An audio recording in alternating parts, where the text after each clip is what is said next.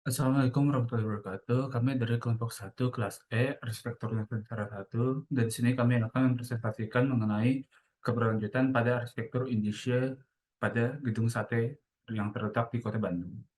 Sebelumnya kami izin memperkenalkan diri. Yang pertama ada saya, Fadumul Niryanto, Radisa Fatahila, Denza Yuna, Mbak Fatia Azahra, dan Mbak Anugrah Fisabira. Oke, yang pertama adalah overview dari pembahasan kami. Jadi nanti akan diawali dari pendahuluan, kemudian pembahasan mengenai arsitektur keberlanjutan yang ada pada Gedung Sate, dimulai dari prinsip dan unsur desainnya, kemudian material bangunan, representasi kultural, dan penyesuaian iklim bangunan tersebut. Kemudian akan dijelaskan juga konsep keberlanjutan dari Gedung Sate. Kemudian ada kesimpulan. Untuk pendahuluan, jadi Gedung Sate itu merupakan sebuah karya arsitektur yang berada di Kota Bandung dengan konsep yang mengombinasikan antara arsitektur lokal dan arsitektur non-lokal. Gedung ini dibangun pada 1920 dan dirancang oleh Insinyur J. Gerber. Arsitektur pada Gedung Sate mengombinasikan banyak elemen arsitektur di dalamnya. Pada fasad bangunan terdapat lihat elemen Renaissance, elemen lengkung yang dilengkapi dengan ornamen. Kemudian terdapat elemen yang khas dengan candi berupa kori agung, yaitu pada bagian pintu utama bangunan. Kemudian juga terdapat kombinasi elemen berlanjut pada atap bertingkat yang diambil dari arsitektur di Bali. Kemudian gedung ini memiliki bentuk jendela yang bertemakan arsitektur mur dari Spanyol. Kombinasi berbagai elemen arsitektur lokal dan non-lokal pada Gedung Sate ini merupakan salah satu contoh usaha yang dilakukan oleh Hindia Belanda dalam menciptakan sebuah arsitektur yang dapat diterima dan dapat menghadapi kondisi iklim, terutama kondisi daerah tropis yang ada di Indonesia. Selain itu, pengombinasian ini pada akhirnya memberikan aspek arsitektur keberlanjutan pada Gedung Sate ini, yang sekaligus menjadi pembahasan kita kali ini.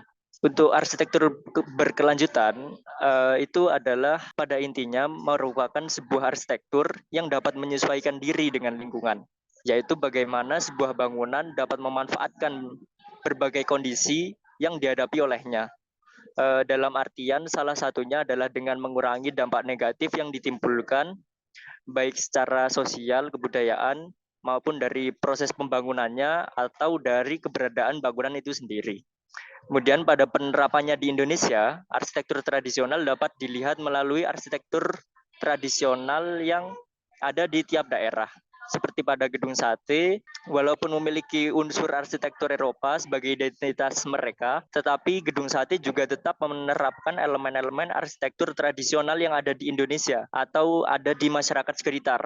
Hal ini digunakan untuk menyesuaikan diri, baik secara lingkungan, secara iklim, ataupun bahkan secara sosial dan kebudayaan. Dan hingga kini arsitektur jenis ini, yaitu arsitektur berkelanjutan, selalu dikembangkan melalui bangunan-bangunan yang memiliki konsep arsitektur Nusantara. Selanjutnya untuk arsitektur berkelanjutan dari Gedung Sate sendiri, Gedung Sate itu berada di Bandung, Jawa Barat, dibangun dari 1910 sampai 1920. Untuk luasnya sekitar 27.999 meter persegi. Insinyurnya adalah Jagerber. Gedung Sate adalah salah satu landmark bersejarah dan ikonik di Kota Bandung, dikenal dengan ornamen unik berbentuk tusuk sate di puncak menaranya. Gedung Sate awalnya dibangun sebagai kantor pemerintahan Hindia Belanda dan kini berfungsi sebagai kantor Gubernur Jawa Barat. Struktur bangunan ini memiliki 6 lantai yang dikombinasi dengan batu alam dan dinding tebal dan jendela besar yang memungkinkan masuknya cahaya alami. Gedung Sate memiliki berbagai fungsi, berbagai ruangan fungsional termasuk ruang rapat, auditorium, yang sering digunakan untuk acara resmi dan kegiatan budaya. Gedung Sate juga menjadi daya tarik wisata yang populer bagi banyak kalangan. Prinsip dan unsur desain Gedung Sate. Yang pertama ada sumbu. Elemen bangunan disusun secara simetris. Sumbu vertikal mencakup ruang pintu masuk, lobi, dan atap berlapis 3.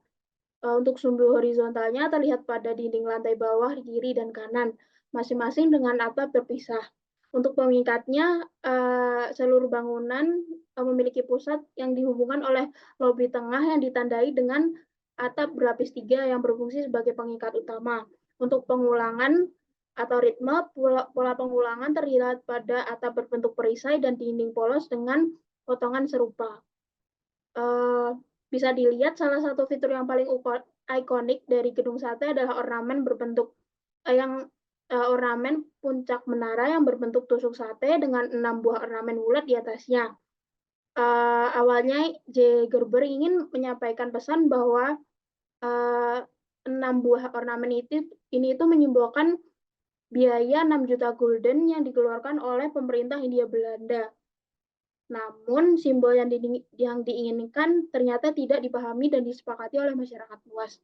Atap Gedung Sate sendiri terdiri dari beberapa tingkatan yang berundak yang berlapis-lapis. Atap ini memiliki bentuk yang mirip dengan arsitektur tradisional Indonesia mengacu pada bentuk balenyoncong yang ada pada daerah Tatar Sunda.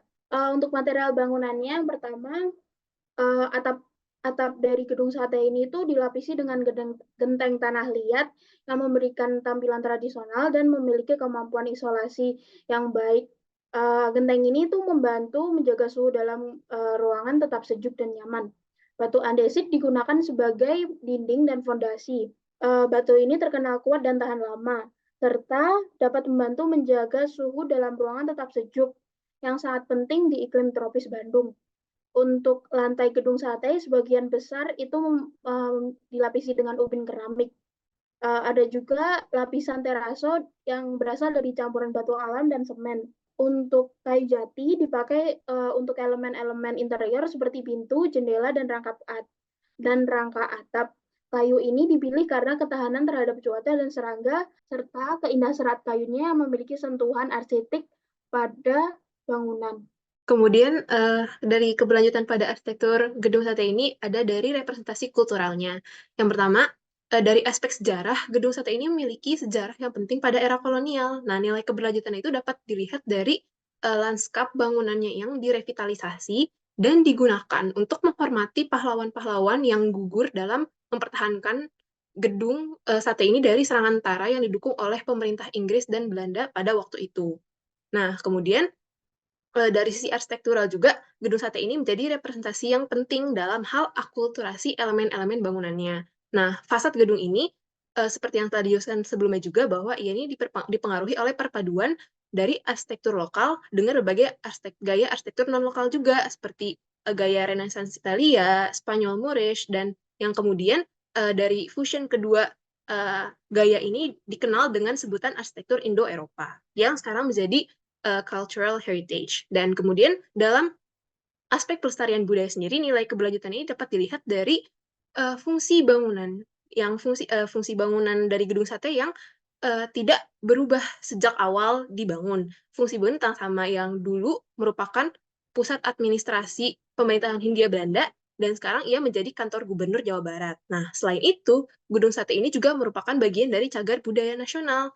Nah, tadi kan bagaimana ia sekarang menjadi kantor gubernur Jawa Barat. Nah, sekarang fungsinya juga ditambahkan terdapat museum Gedung Sate yang mempreservasi sejarah dan budaya yang terdapat di Kota Bandung dan di Indonesia. Nah, selain itu juga bangunannya tadi sudah dijelaskan bahwa ia memiliki elemen arsitektural yang bercampur antara lokal dan non-lokal. Ini memperlihatkan bahwa di sini ada perjalanan pencarian identitas arsitektur Indonesia. Kemudian keberlanjutan atau sustainability dari arsitektur di Gedung Sate ini ada dari penyesuaian iklim juga. Yang pertama ada dari posisi bangunannya, bahwa kan ia dulu merupakan pusat pemerintahan Hindia Belanda. Nah, posisi bangunan ini terletak di pusat Kota Bandung dan ia tepat berada di tengah ruang terbuka yang hijau yang luas dengan udara segar di lingkungan sekitarnya. Jadi, ruang kantor di bangunan ini dirancang untuk memberikan kenyamanan dengan sirkulasi udara baik di dalam ruangannya. Nah, kemudian walaupun ia merupakan dia diinfluence dengan gaya arsitektur Eropa juga, tapi tetap ia yang dijelaskan sebelumnya bahwa ia juga mengadopsi dari arsitektur lokal tradisional gitu juga. Jadi ia memiliki bangunan atapnya miring untuk mengantisipasi curah hujan di iklim tropis. Ia juga memiliki sistem ventilasi serta jendela yang mengcover hampir seluruh dinding gedung untuk memperlancar sirkulasi udara. Dan ia juga memiliki plafon yang tinggi untuk membuat volume ruangannya menjadi lebih besar sehingga mengurangi panas di dalam bangunannya. Nah, kemudian terakhir adalah dari area dindingnya. Gedung sate ini memiliki ketebalan dinding kurang lebih 1 meter yang terbuat dari batu alam. Ia memberikan insulasi, yaitu melindungi bagian dalam bangunan dari iklim tropis di daerah Nusantara dan cuaca terutama pada saat panas. Karena ia menggunakan sebagian besar adalah natural ventilation dan lantai bangunannya dibuat tinggi untuk menangkal udara basah dan lembab. Kemudian kita masuk ke konsep keberlanjutan gedung sate ini. Gedung sate ini merupakan salah satu bangunan peninggalan Belanda dengan gaya arsitekturnya yaitu arsitektur kolonial. Yang mana setiap bangunan arsitektur ini merupakan adaptasi dari kultur yang ada di luar sana yang kemudian dimasukkan ke dalam kultur Indonesia. Arsitektur ini dapat dikatakan sebagai gabungan antara kultur Hindia Belanda, di mana gaya bangunan tersebut berasal dari arsitektur Belanda yang kemudian disesuaikan lagi dengan arsitektur lokal yang ada di Indonesia. Gaya ini kemudian disesuaikan dengan beberapa aspek seperti iklim atau kondisi lingkungan yang ada di Indonesia, seperti halnya ya gedung sate ini. Aspek-aspek penyesuaian ini merupakan bagian dari konsep keberlanjutan. Ada beberapa aspeknya dari konsep keberlanjutan, yaitu dari desainnya. Merupakan meskipun gedung sate ini merupakan bangunan dengan gaya yang berasal dari luar Indonesia, bangunan ini tetap didesain dengan menyesuaikan dengan kondisi dan aspek lingkungan di sekitarnya. Dilihat dari desain atap dan penempatan bukaannya pada bangunan ini yang hampir sama dengan arsitektur lokal yang di Indonesia, di mana arsitektur lokal menyesuaikan dengan aspek iklim dan lingkungan sekitar. Kemudian dari penggunaan materialnya, material pada gedung sate ini umumnya merupakan material lokal seperti kayu jati, batu andesit, dan mungkin material lainnya. Penggunaan material ini memiliki manfaat dalam aspek tertentu seperti aspek ketahanan dan kenyamanan seperti penghawaan, seperti insulasi tadi. Kemudian budaya dan estetika. Dilihat dari segi budaya dan juga estetikanya, bangunan ini menjadi salah satu peninggalan akulturasi dengan fasad bangunannya yang khas, kemudian dipadukan dengan konsep arsitektur lokal seperti pada desain atapnya yang merupakan arsitektur yang merupakan gaya dari arsitektur tradisional yang ada di Indonesia. Gedung sate dengan arsitektur yang megah, ikonik, dan penuh makna merupakan perwujudan perpaduan antara estetika, fungsionalitas, dan keberlanjutan. Dibangun pada masa kolonial Belanda, gedung ini mencerminkan adaptasi cerdas para arsitek terhadap kondisi iklim dan budaya di Indonesia, menghasilkan sebuah mahakarya arsitektur yang tak hanya indah, tetapi juga timeless dan keberlanjutan.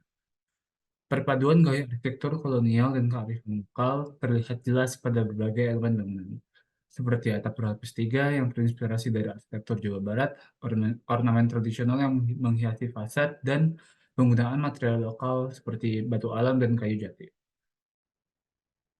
Desain bangunan ini memungkinkan sirkulasi udara alami, meminimalkan penggunaan energi, dan menciptakan kenyamanan bagi para penghuninya.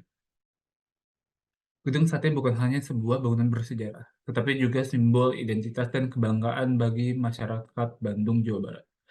Keindahan arsitekturnya yang unik, nilai sejarahnya yang kaya, dan fungsinya yang sebagai pusat pemerintahan menjadikan Gedung Sate sebagai destinasi wisata wajib dikunjungi saat berada di Bandung. Menjelajahi Gedung Sate berarti menyelami perpaduan budaya, sejarah, dan kreativitas yang terukir dalam setiap detail bangunannya. Gedung ini menjadi bukti nyata bahwa arsitektur dapat menjadi jembatan antara masa lalu, masa kini, dan masa depan, serta menginspirasi generasi penerus untuk terus berkarya dan menjaga kelestarian budaya dan bangsa. Dan sekian presentasi dari kami, maaf jika ada kesalahan. Wassalamualaikum warahmatullahi wabarakatuh.